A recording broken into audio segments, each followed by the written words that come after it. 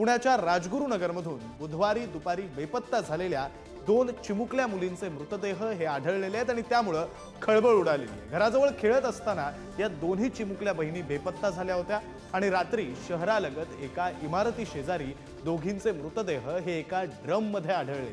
पोलिसांकडून तपासाला सुरुवात करण्यात आली।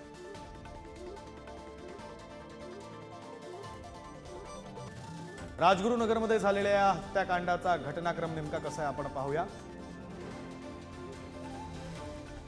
आचार्यानं दोन्ही बहिणींना गोड बोलून स्वतःच्या घरात नेलं।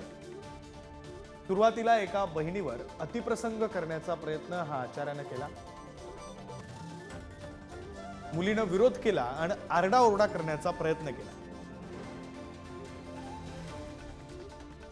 आपलं बिंग फुटेल या भीतीनं आचार्यानं एका बहिणीचा जीव घेतला। त्यानंतर घाबरलेल्या आचार्यानं दुसऱ्या बहिणीचा तसाच जीव घेतला। मृतदेहांची विल्हेवाट लावण्यासाठी इमारतीजवळील ड्रम मध्ये त्यानं मृतदेह ठेवले।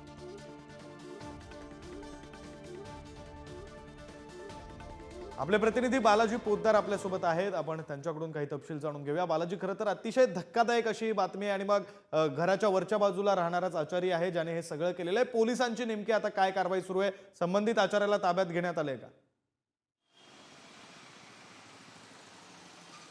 संबंधित आचार्याला पोलिसांनी अटक केल्याची माहिती आहे। मात्र दुर्वा आणि कार्तिकी नावाच्या या 2 बहिणी आहेत जे दुपारी खेळताना बेपत्ता झालेल्या होत्या आणि संध्याकाळी राजगुरुनगरमध्ये त्यांचा मृतदेह सापडला होता।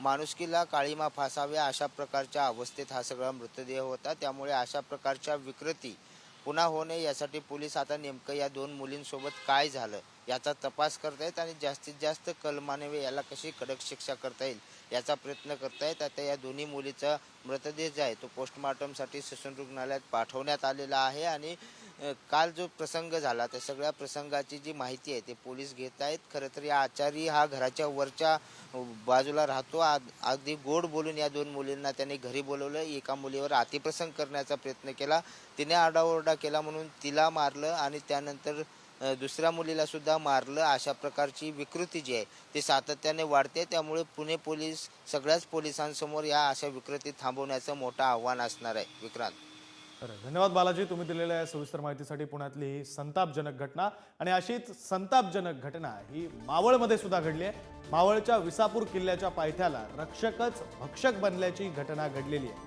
मद्यधुंद अवस्थेत असलेल्या कर्तव्यावर असलेल्या पोलीस शिपायानं चिमुकलीचा विनयभंग केलाय।